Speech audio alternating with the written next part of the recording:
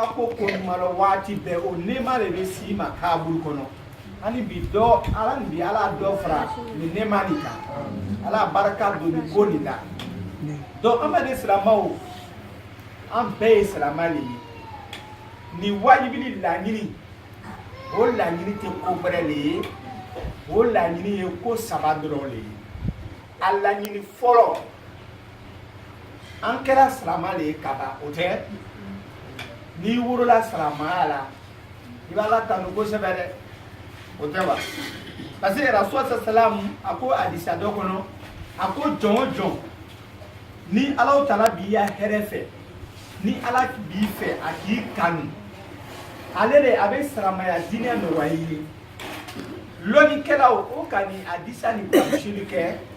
o ko mem ni ala ka diyan fe be tu la jeni dima ni ama salamaya dima o ko tumu mi be kabine ko aka fisa ka temeka donc bi ameyoro mina amuro la salamaya la o ni ma belebele o te aflana amuro la salamaya mina salamaya e dina jumale anka jogo jumale ta ni salamaya nina anka sawra jumale ta salamaya ni kono anka kewali jumale ke salamaya ni kono olile tulamu amari asabana salamaya ni anka labana e towa jumale la parce que ala ni le te ka adam na o ala ni le ka labale ibe ta soro mogo do woro la salamaya la o tala laba ko bore la ala ankisiyoma mogo do ma woro salamaya la onu re nana ka laba salamaya la ne do la salamaya la sanita ani shegi le minena sanita ani shegi ne do la salamaya la depuis 2000 ani 2018 ça fait 18 ans c'est pas ça mais ne ma kalan fait ne ma madrasa mais alhamdulillah rabbil alamin Allah subhanahu wa ta'ala nanaka ne bo dibi bele la kane bla hele la akela sababu ye ne frama saba ma sigi wulila ni salamaya di jali le ko parce que ala ka hera do le kene donc mese ka ala ko nyumalodi ese mese ka sigi le wa wal man kan ka loli nyini le wa wal man kan ka salamaya nyani ka fa c'est là-bas la question reste posée c'est pas ça. Sinon, aujourd'hui, il y a beaucoup de jeunes musulmans, mais pour moi, l'islam, c'est un peu tabou. Problème mon rôle est là, quoi. En bel cas, quand Salamaya femme bidé, femme Salamaya, avant la société, c'est qu'elle a violé les lignes. Donc, nous pensons que non, nous avons la Salamaya là, donc à Bana, c'est pas ça. Il y a la Salamaya là, il est qu'est-ce qu'il dit quand il est mort, il m'a voulu Salamaya là. Parce que il est quand que sababuye ka salamaya asawra nyumale yera mogoli la otewa mais il est mi wala salamaya la est-ce il ka obe mi wala salamaya e ko lowa c'est ça le problème salamaya e yere majigi dinale hine dina sabari dina kanun dina be dina moya dina le salamaya le mina ni le woro la salamaya la o ni le kela tiani kela yi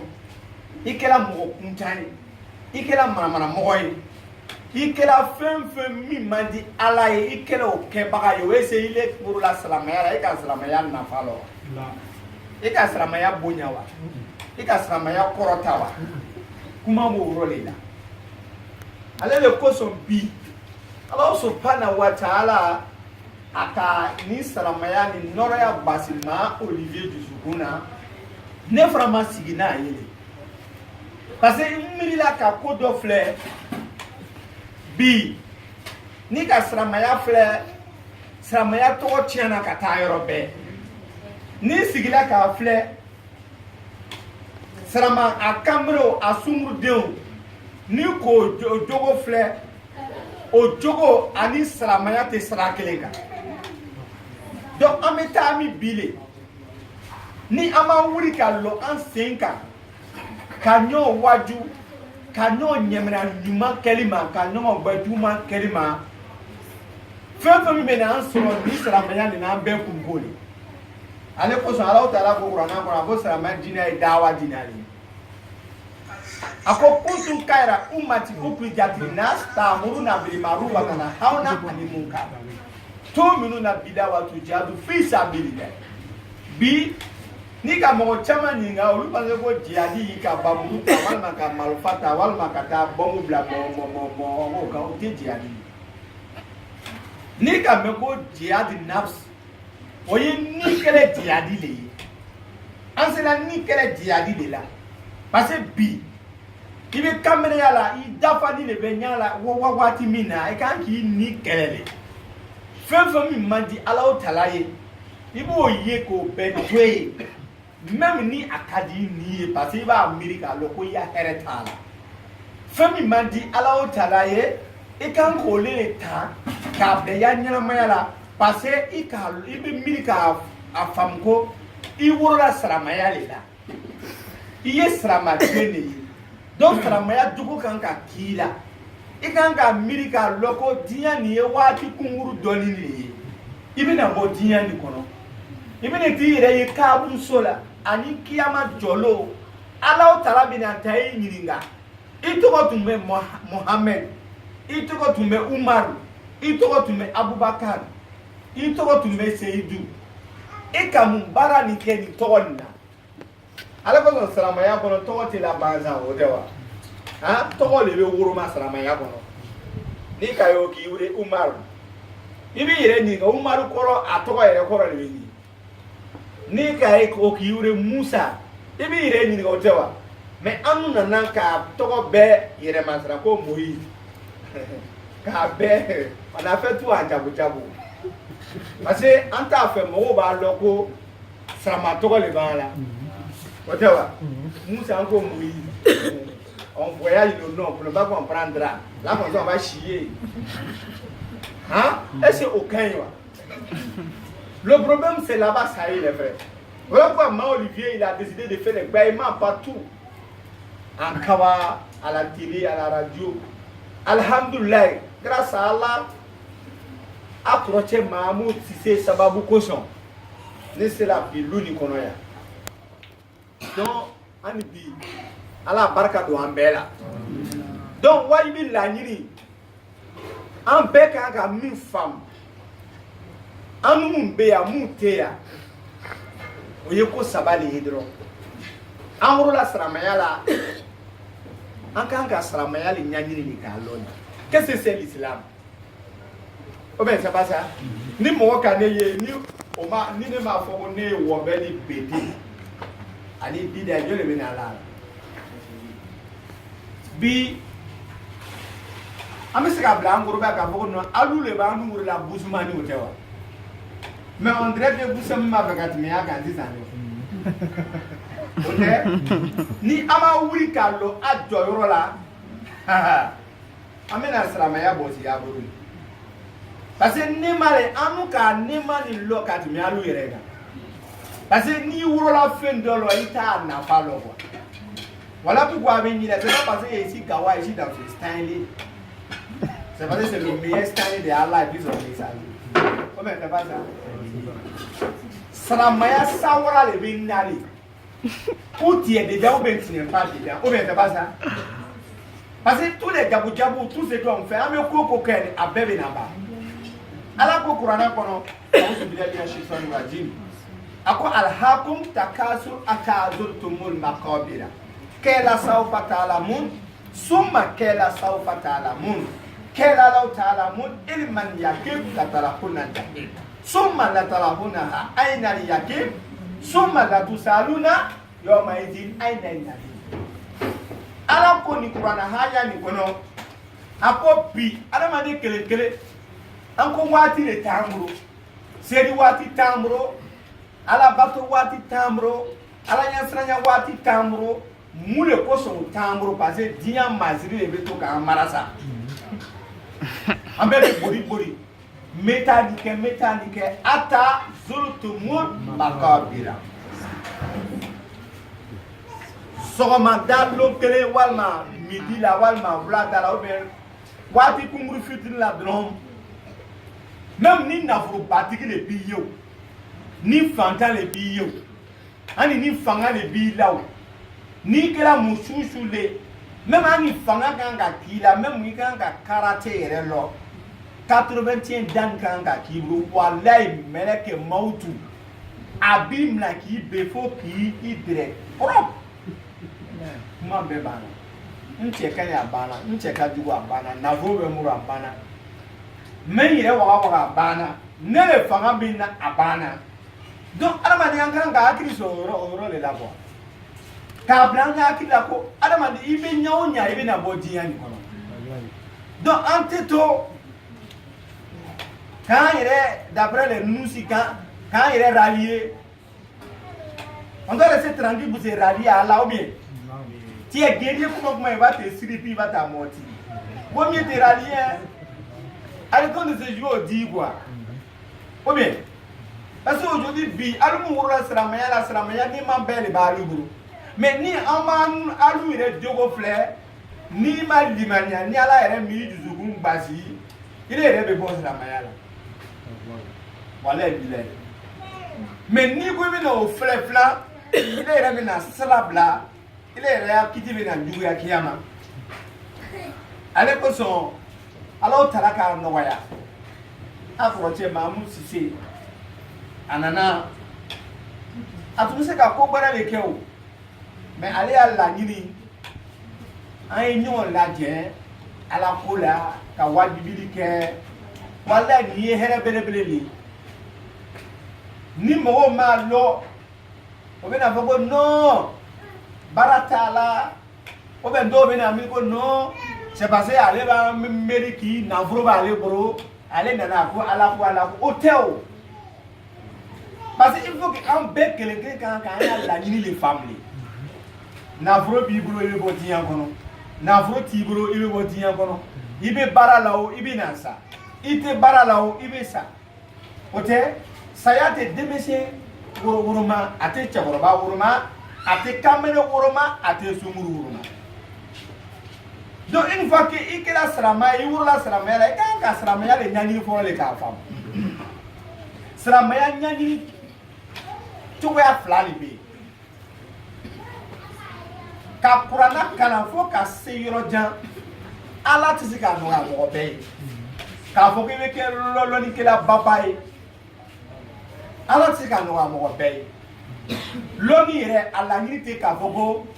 doctorat bemuro walma licence bemuro non nous n'y est salamaya masiri le ka blabla la ka fogo ni kanala chama donnons les c'est tout côté sinon ni ka sabo nous ya wati blé donc le doctorat du maru hein la nuit mi bingi ya salamaya ni la nuit kelen pele amina salamaya nyanyini ka fam tuwa mina pour que Ami sana alau talanya, anya kewali, an jogo, anya nyiramaya, abebe alau talanya nyamria ka betula jenila batulima ka bera sosa ya taka salalima. Salasa, la nyini mbana ole beli. Ale ko so ala ko qur'ana kono, ako mogo beya mogo fisa maya mogo mi sana ale alau talanya. Sino atika boko direge bado, walma ko musibla. Walma kuroti jambi bro walma ibe na misiri kon lombe ote mais nous ye salamaya a masiri le c'est comme habillage de la religion. Ici en Souna Barbi on me voit l'image de l'islam, c'est pas ça. Je porte boubou, j'ai mis à la mosquée, on me voit l'image de l'islam, c'est pas ça. J'ai chapelet, j'ai fait zig, on me voit l'image de l'islam. C'est pas ça. Mais en réalité, en Didi, c'est dedans là, c'est zo. C'est là-bas le hein? Est-ce que Sawara mi mananio? Est-ce que en Jogo ani Sawara be keleyewa? C'est là-bas. Aka kono kono be borini kama flare otewa. Ni kiri kalese avec ka wiwa. Voilà. C'est un flare vamuro ni kiri kala atama towa be breya. Ale ko zo ni ka moye ala ma simple normal no ya ni nyangise normal ni bro olu ya nyama ya nanu ta tekere donc sala maya abitaka ni ko flali sawara ani jogo ani sawara o tɛ an dɔgɔmuso ninnu filɛ kɛ o donna misiri kɔnɔ o ka langara bili mashallah ni k'o ye alhamdulilayi tɛ mais ani ka bɔ kɛnɛ ma o jogo fila ni k'o fila bila ele yɛrɛ b'ilen ɲininka est ce que karisa de tun don wa maintenant ne yɛrɛ b'a ɲininka la o a bɛ sinala misiri le ɲɛ ou bien a bɛ sinala o tala le moi je demande à les musulmans moi me pose cette question voilà pourquoi dans Ramadan tu vois beaucoup de mosquées sont bouillées. Les jeunes musulmans sont dedans. Les jeunes filles, tout le monde change de style. Mais quand Ramadan fraya, tout le monde fraya son coco. Les rêves n'y n'ont pas. Amé, sungaro le bateau là, on va mettre là où t'as la libre. Tout le monde, il va dans ce rôle. Comme le dit, il y a des misri là. Abe fait un bois à Kana, Kabo Brula. Kabo Sina, Kabe Blanya fait. Mais moi, je ne comprends pas. Mon conseil était à toi, il a dit si c'était bon pour toi, tu dois laisser pour prier bien. Maintenant, pourquoi tu en es pour prier? Parce que tu sais qu'Allah n'aime pas ça, c'est pas ça. Donc, il vaut mieux de jeter ça loin. Ou bien? Parce que ni Aman Limania, si on n'a pas eu la certitude, ni Aman Dengenia sur Sramaya Kano, Amen Yamaya Brea Mouroua. Est-ce que vous voyez un peu? Ni Aman Limania Sramaya Mano, Amen Yamaya, allez Coco Zombi, Nina Maya Bia, Yamaya Brea la Katimi, ok? Mon bel et Kasila. What at what you could do, Amen Domusisa, on s'est dit Maya Bebela. Hine bola diyan kono limaniya te alanya saranya te donc hine bola diyan kono oro te bonya tuguni bamuso te bonyana facho te bonyana kromuso te bonyana dogo te bonya mo be ko nafuro bi c'est-à-dire ni il est défini ni doni bi brodron même il korote ni faut itale il est allé bonyana tout on va voir ça ametami ambe lu kono yoro fled hein korote bonyala parce que il est que sababuye kanani balo e do lugu kono ite mo oji bonya hein salamaya lanyi te lo oyo salamaya alani kila tako sala sama kan kan fani an bawo bonyali ka koro le bonyali même ni adela ye diani ya belo misiri ka beke ala batoye mais ni bamso ni femme nous sont dit à été doit gagner comme faut que tout le monde on comprend ça parce que souvent on nous trafique ouais non il faut envoyer les moutons blancs les moutons verts les moutons ça c'est les populistes soyez parce que comment va négler au rôle là de aïe ni sraga ni bon aïe ni keta alani kilata ko sraka nyuma min te be oye ifani bamso ko la bato wala bila sraka te min ka bokati minga la okila hi woro bamso ete ante milidoni hein ile tumana diyan kono ifate aka kete ke ka deme ke yana bina ni woro bamso furu ale yɛrɛ ka tɔrɔ min sɔrɔ ale yɛrɛ de kolo tɛ wa kana i bamuso furu kana kɛ sababu ye ile nana don i bamuso kɔnɔbara la i fitininitɔ i manujilama kana sanji kalo 7 kalo 9 dɔ kɛ i bamuso kɔnɔbara la a tɛ sigi a tɛ la han a tɛ domini kɛ a tɛ foyi kɛ han a bɛ bana a b'a yɛrɛ minɛ il est kosɔn i worolon subhanallah a ye taa dɔgɔtɔrɔso la ni muso bɛ jigin a bɛ taa dɔgɔtɔrɔso filɛ walayi bilayi i worolo diɲɛ nin kɔnɔ i bamuso bɛ kasi fo a ɲɛji bɛɛ de bɛ jigin o tɛ han ni a tun t'i fɛ o waati la i bɛ nana diɲɛ kɔnɔ don min na a bɛ sigi kan fo k'i mugu o tɛ wa bi o bamuso tɔgɔ on s'assoit pour ouais là viens me soigner même à mourir hein c'est ta maman qui la vient me soigner wallahi bi on a qu'à arrêter ça les enfants wallahi sunu deun aya bamuso bonya de aya wuro bamuso bonya Mogo ni mi bamuso ni fa bonya il est yɛrɛ de a ti ni bonya mogo ti ni bonya diɲɛ kɔnɔ ni ka ye i kɛra den barikama ye a bɔra i fa ni bamuso de la ni ka i kɛra den kɔrɔtani ye a bɔra i fa ni bamuso de la ne woro bamuso ne tola sanji na ne fa cɛ banna ne bamuso ka tɔɔrɔ bi muɲu ne ko sɔn mais ala nana ne kana ka ne don silamɛya la ne fana kɛra sababu ye k'ale kana ka don silamɛya la ne bamuso y'a limaniya yɛrɛ ka bon ka tɛmɛ ne yɛrɛ t'a kan mais ne tɛ se ka kalo kɛ n bɛ maa ni 200 de walima 100 n b'a ta ka taa di n y'a lajɛ mais anu bɛ poisson la braise ani shawarma ani croissant domu an woro bamuso o tɛ jɛgɛ wara yɛrɛ sɔrɔ k'a domu puis on bɛ duwawu jɛgɛ duwawu de b'a nu la hein i bɛ woro ka bɔ i bamuso kɔnɔ la i den fitinin tɔ n'i ma la i bamuso tɛ se k'a la n'i ma sunɔgɔ a tɛ se ka sunɔgɔ i bɛ ɲɛgɛnji k'a kan i bɛ bo kɛ a kan a b'a ya fani ɲuman don i bɛ na ka bo kɛ a kan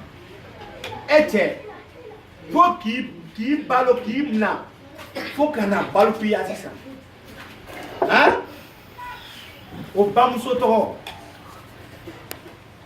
an bɛ furu a kan silamɛya m'o fɔ dɛ ale kosɔn lu nin kɔnɔ ne kɔni donna lu nin kɔnɔ n ka ko caman ye n ma ko caman ye parce que n k'a ye denmisɛnnin ye ka se a lu nin kɔnɔ o tɛ wa nin ye barika lu le ye ni ka ye denw bɛ yɔrɔ o yɔrɔ c'est que barika b'o yɔrɔ de la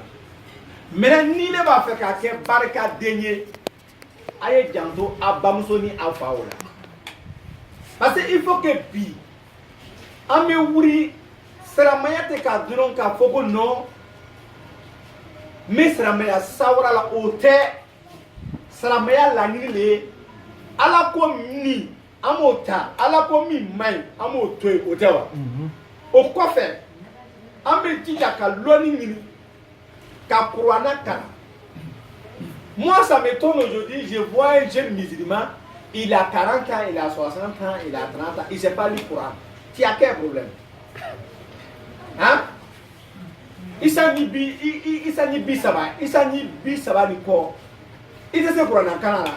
alors que tu connais tous les mouvements tous les grands joueurs par tête hier comme ça criait oh à quoi ça d'autres n'ont pas gagné prière dans mosquée. Voilà pourquoi les savants disent que ballon là c'est haram. Sinon c'est pas comme c'est ballon qui est haram. Parce que ballon tsokoyami donana allez les nana loni kela obroka yoko ballon ni haram à la fois. Parce que en cas ballon takablan on dirait que ballon quoi ka bon fait katini ala ko yere. Hein en kele bi en ka joueur baba nous tokolo. OK? Mais on va ni bi ataya tutu dile ataya dron hey ame mo chama mna ya odewa fatia ya mbele bambala OK même Rasul alayhi salam a fatia toko a bamuso toko ame mo dama na mamla ya anu gbadan chama ya dron e baza hein c'est pas bien o mai quoi il faut nganye wurile salamaya ma mo bali ka foko ikena dron ke walima ikina ballon flare walima ikina na foro nyini walima ikina ya nyaramaya kɛdɛ mais ibi ya nyaramaya kɛ ka bɛn ala ni kira tama ka ala taala ya nyamira ka bɛɛ tuka deni la bato ka bɛn la sɔta ya taga sala de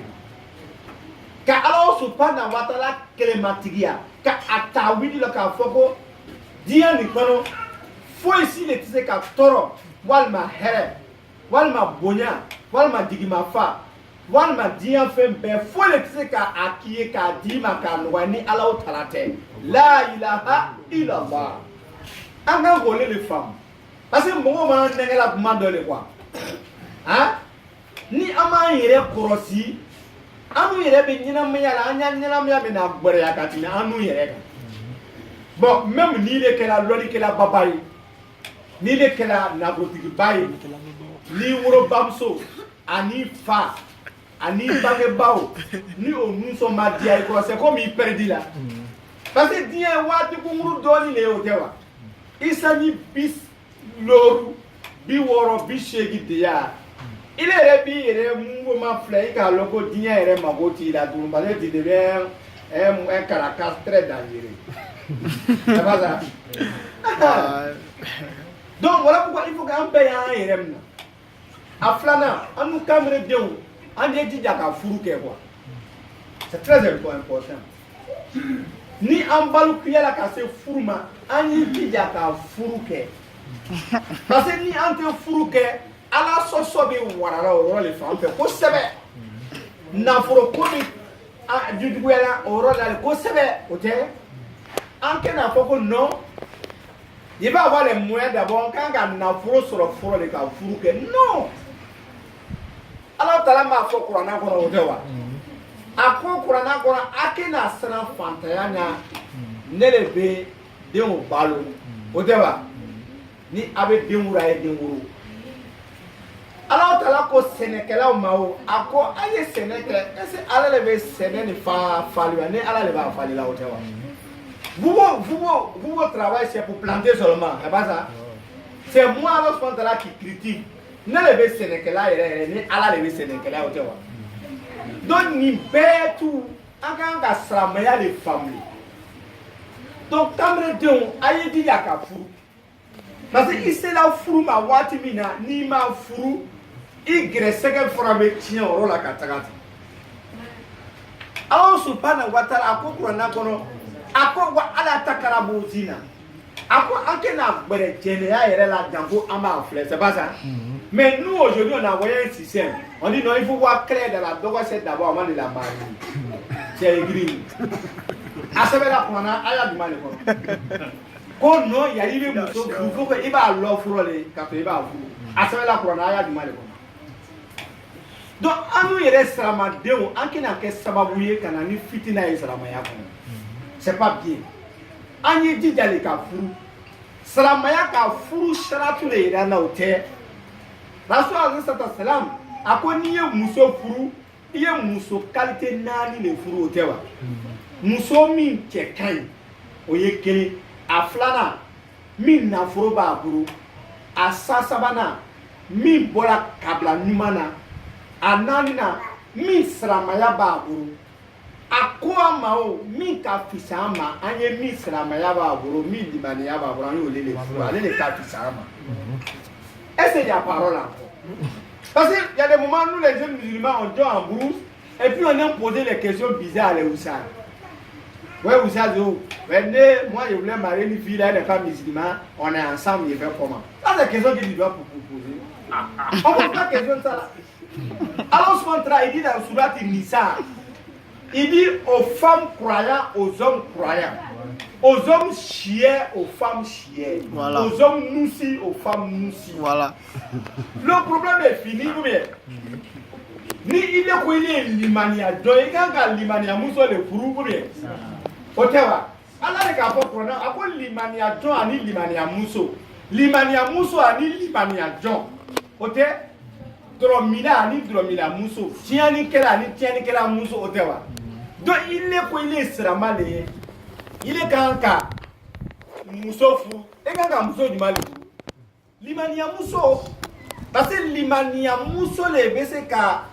ben il est ma parce que afla limania bala abese ka no nyamrea ala bato ma otewa ade nunu bese ka ke sababuye ka o ke dembarkama o ote mais ni les koile limania jole ka limania muso to kata boîte de nuit walma maki muso walma une petite soirée jabu ni de talo fou qui a bloqué le bamba hein voilà donc il faut qu'on comprenne cela les frères raison concernant ko ni muso fu iye sikara leke bon bi muso faut ko rola aya yere brosi don kuma do e se ka muso doye fanifin b'a la mais limaniya t'a la muso dɔw bɛ yen fanifin t'a la mais limaniya b'a la muso bɛ filɛ la a sawara ni a tagamasere de la ni a bɔyɔrɔ de la deuxièmement i b'i ya sikara de kɛ mɔgɔ tɛ se ka to manamana ko la ka sɔrɔ i y'a dɔw bɛ min na ɛ b'a fɛ o ma dɔn an dun b'a fɛ ka furu ou bien an mako bɛ duwawu la tant que an ma bɔ manamana ko la duwawu tɛ se ka minɛ an bolo quoi c'est là-bas on doit comprendre parce que souvent nous les jeunes musulmans on est dans les chiements, dans les hauts, dans les mouvements dangereux. Et puis on vient voir où c'est, pour faire du haut et moi, il est marié. Alors que toi, tu peux dire quelque part, toujours tu as avec elle au pays, n'est pas ça?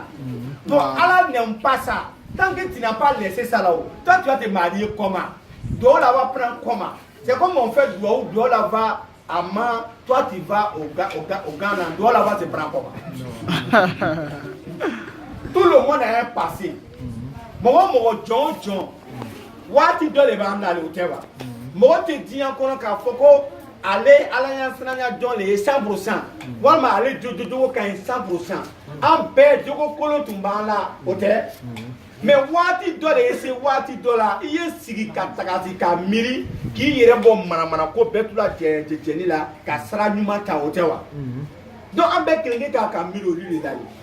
parce que ni an t'a fɛ ka furu kɛ bi an bɛna tiɲɛni de kɛ deuxièmement